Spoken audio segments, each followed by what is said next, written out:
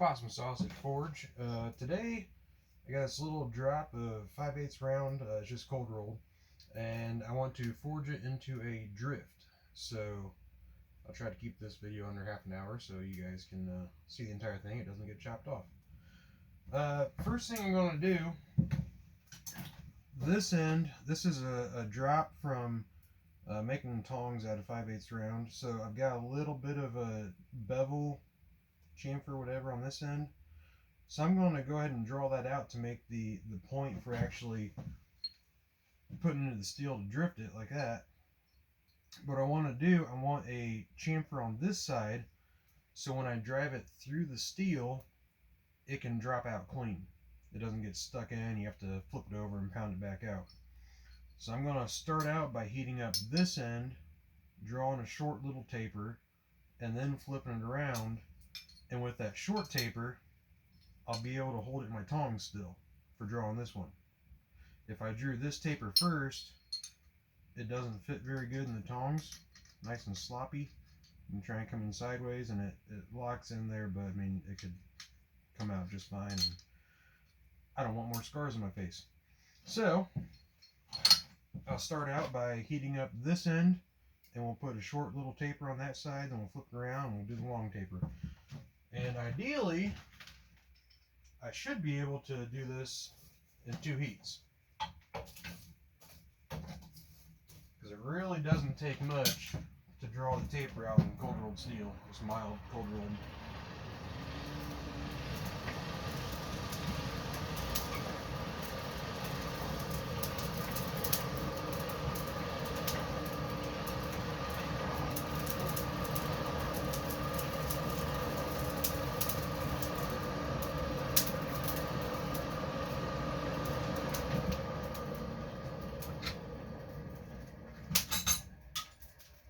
And don't forget safety glasses like I almost did. I guess I did.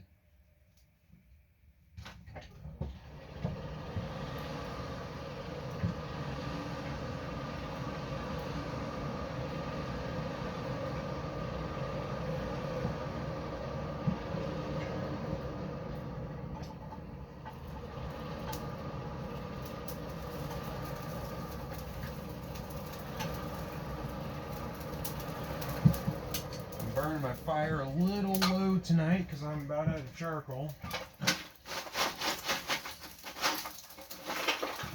So trying to use it sparingly.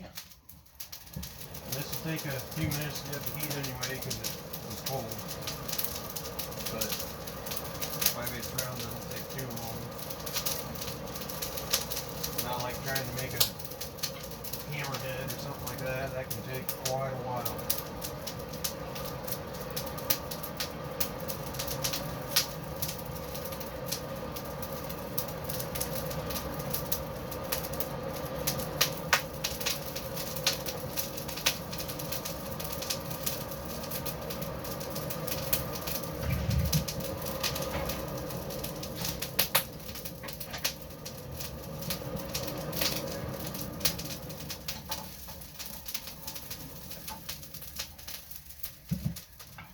So I'm going to start by just knocking the corners in.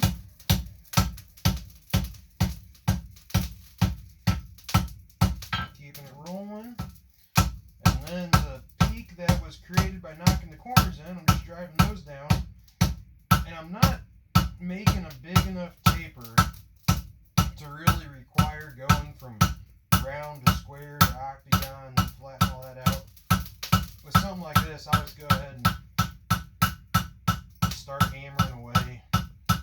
Once I flip it around, we do the other end, then I will start going to square to octagon to round, because I'm moving more material. But for this end, just knocking those new corners back in, give it a quick brush. I mean, really not much planching to do, it's already pretty much a good finish.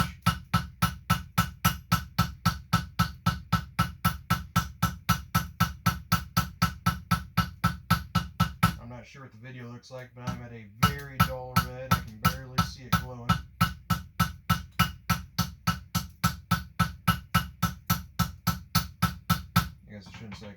see it. It is glowing red if I get it in the shadow. But brush that off. And that's the relief end forged. That's all there is to it. So I'll go ahead and flip it around. By doing that end first, I've got plenty of material to hang on to with these tongs. So I can draw out this longer taper and not worry about not being able to hang on to it.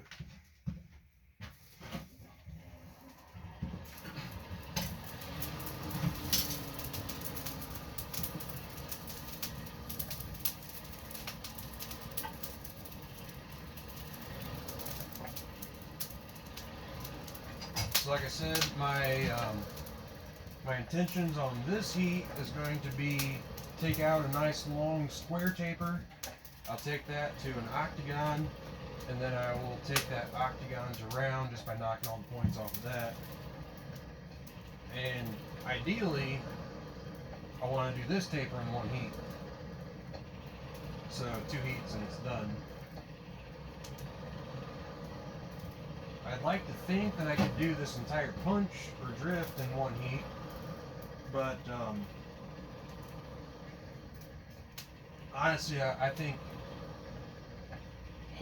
the end that you're holding your tongs are going to suck a lot of the heat out of it. So I don't know that you could forge a taper and be able to flip it and still have enough heat left in the opposite end to draw it out. Maybe if you did your the pointed end first, because that gets the most work done to it and needs to move the most, there might be enough heat left in the striking end, but then the problem comes up, how do you hang on to it? So maybe, you know, a good pair of bolt jaw tongs or offset tongs you might be able to, but actually offset tongs, that's a good idea.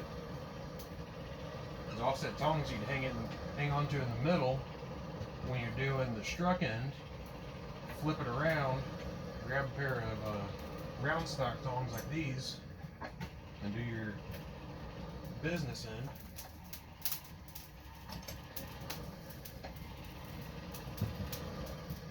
That's good thinking, guys.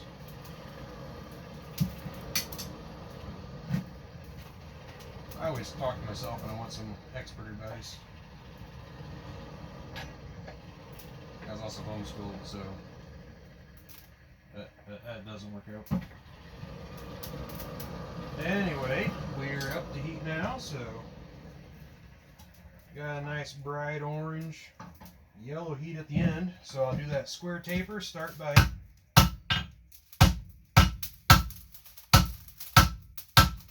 just making that end into a point.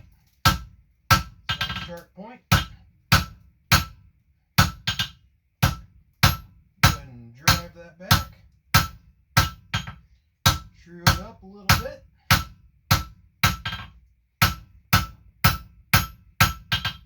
I'll take that square taper to an octagon, working especially hard about the middle of the taper. It seems it likes to swell out the most, almost like you're upsetting the steel more than you're actually stretching it. For some reason, the middle of tapers always seems like that. So now I'm just going to start at the tip because it's cooling the fastest. I'm going to kind of knock all them octagon points off. Make that nice and round.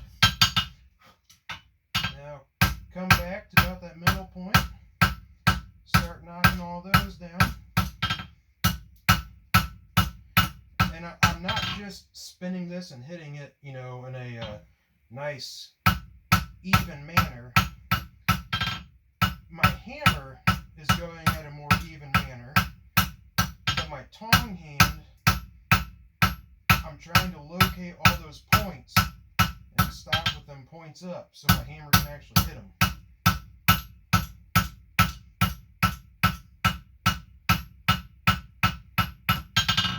Just working out any sharp corners that I see. I'm coming back to where the taper actually meets the round stock, because that always seems to swell out a bit too. So I'll go ahead and dress that down.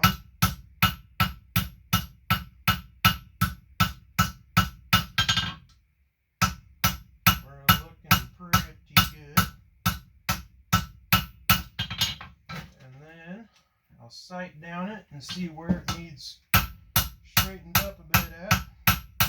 And what I do is I find that high point, you put your high point up, you hit the crown of the high point, and then I'll give that a couple taps, and then I'll go either way. So any flat that I create, by straightening, it gets blended back into a radius. That looks pretty good. So this will be for a project that I'm working on.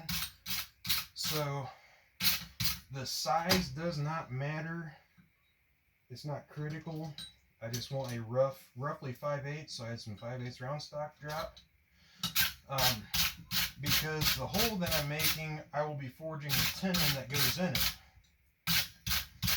So I just want roughly 5/8. But at the end of the day, even if you needed a very critical dimension, yes, very critical within blacksmithing terms,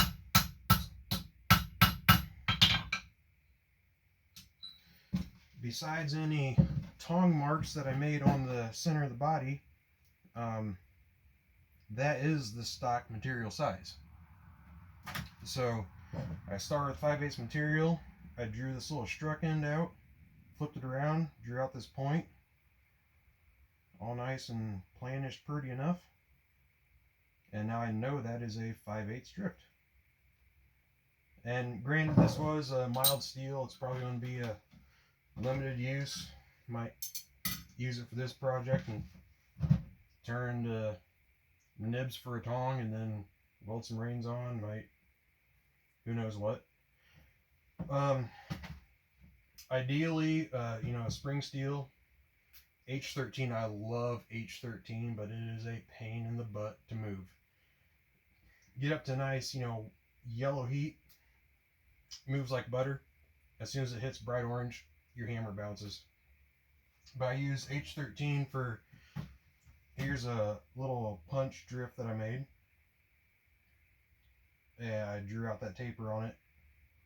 Pain in the butt, but that thing, H13, is a very good impact resistant, and you got to get it super hot to move it. So this punch, I mean, I could heat it up, it's glowing red, getting into orange, and it's still good. Problem is, it's air hardening, so never ever quench these. If that gets too hot to hang on to, even with a glove, you just gotta set it down and let it cool. Same thing with this chisel that I made, H13. Great impact resistant, holds an edge like no tomorrow. The actual edge itself, that rolls over or chips pretty easy. I guess I shouldn't say easy. Fairly often. But for doing rough work, it'll stand up to about it. I mean, you can see the temper colors. The blue is way back here. This is up into like gunmetal gray. On this guy, the blue is way back here. They're getting into gray. And this is all, that was probably glowing red when I took it out. Took it out of the hole I was punching. But it's good impact resistant.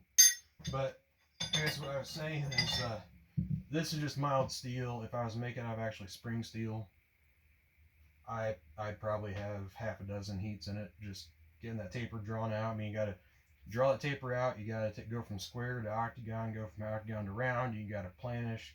Now, planish will happen, you know, at your dull red, black heat, which I was able to do on this one just because it moves so easy. I could get it done pretty quick. But another thing too, it's got it up to 60 degrees in the shop. If it was dead of winter here and, you know, teens, 20 degrees out, and the air was cold, anvil's cold, that sucks heat super fast. So this is all just kind of having fun and showing, making a drift. Like I said, I think with the right tongs, I might be able to do it in one heat, but two heats isn't bad. So thanks for watching.